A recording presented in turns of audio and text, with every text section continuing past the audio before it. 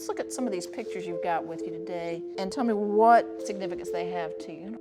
But this is my daughter, Malia, and she turned 15 this year. This is a picture of my new husband. My wonderful husband, Harvey, my daughter, Megan. And my daughter, Sarah Kate, and she's 11. This is my family. This is my husband, my daughter Emily, my daughter Hannah, and this is our foster daughter, and we are in the process of trying to adopt her. I'm going to show you something, and I'm not sure if you've seen this recently or if you've ever even seen that. Is that me? That's you. It's my boob. That's your mammogram.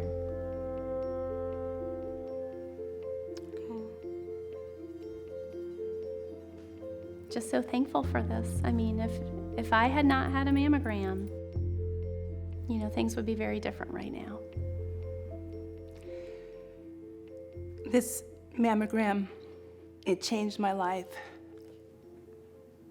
I just thank God for getting this done, because things could have turned out a lot differently for me.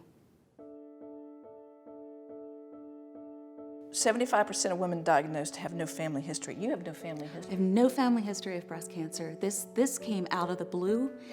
It was an absolute shock. There was no history of breast cancer in my family, so I didn't think it applied to me. Triple negative is an aggressive tumor. It grows fast. It's something that shows up from one mammogram to the next, where there was nothing before. Now you've got a serious cancer to deal with. If I had waited until I felt it or my OBGYN felt it, it would have been huge.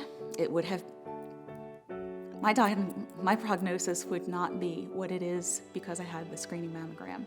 If we think about getting your mammograms every other year, if I had not had it this year, I would be a year further from knowing that I had cancer. I had my mammograms yearly. I didn't have radiation or chemotherapy because early detection. When it's in the ducts and has not broken out into the breast tissue, you have no symptoms at all.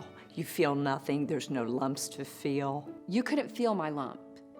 It had to be found with a mammogram. To be able to catch it in that stage and then not have to go through radiation or chemo because of that, just by simply having a mammogram. If I had waited another year to have my mammogram, I am not sure I'd be here talking to you. I found it early, and so we have every opportunity to kick this thing to the curb. There's this governmental task force that's saying, well, maybe women don't need to be screened quite so frequently. Maybe it's starting at the age of 50 and every other year. My mammogram was completely clear. A year later, I had stage 2 triple negative breast cancer. This mammogram saved my life. Had I waited till I was 50, I might not be here.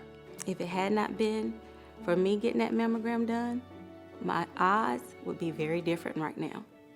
If I had not had a mammogram by the age of 40, I would probably be dead right now. Who says that 50 is early enough? You let one of your relatives, your mother or your sister, wait and see what happens. It's going to be a lot of lives lost if we wait until it's 50 before we can get our first exam. Early detection is what will save lives. Why would people keep early detection out of the hands of women? That just means more of us are going to die. I take this really seriously. If I had waited another year, or God forbid I had decided to wait until 50, there's a really good chance this thing would have killed me. If we follow this new recommendation, 6,500 more women a year will die. Our lives should matter.